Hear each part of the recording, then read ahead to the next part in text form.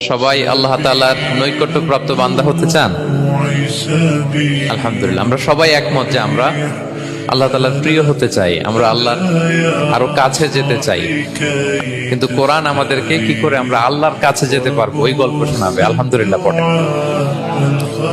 তো আমরা সবাই একমত হলাম যে আমরা আল্লাহর কাছে যেতে চাই, কিন্তু কাছে যাব কি করে? তাকে তো আমরা দেখি না।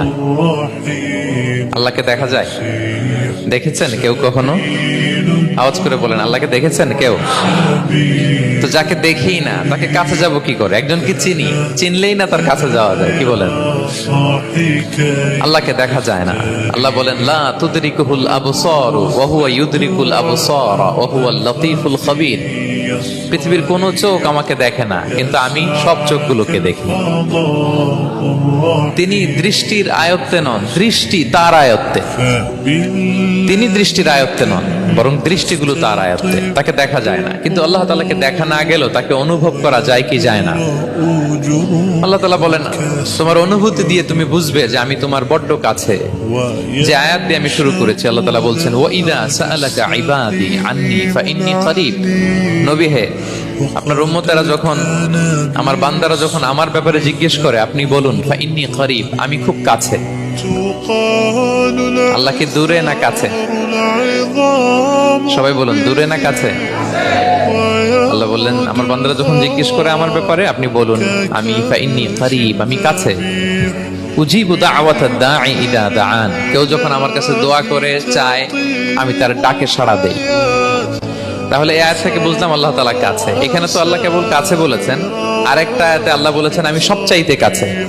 আমার চাইতে কাছে তোমার কেউ হতে পারে না। ওয়া নাহনু আকরাবু ইলাইহি মিন হাবিলিল ওয়ারিদ।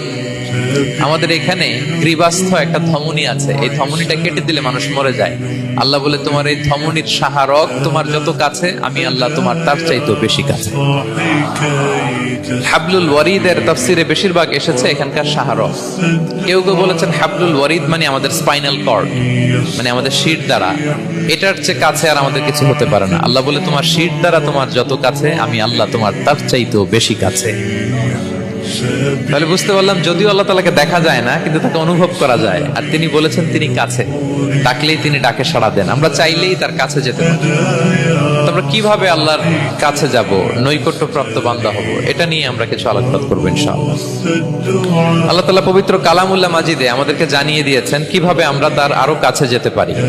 এই ফর্মুলাটা কি, এই ইনস্ট্রাকশনটা, এই গাইডেন্সটা আল্লাহ তাআলা আমাদেরকে জানিয়ে দিয়েছেন। তিনি বলেছেন, কোরআনে আল্লাহ তাআলা বলেছেন,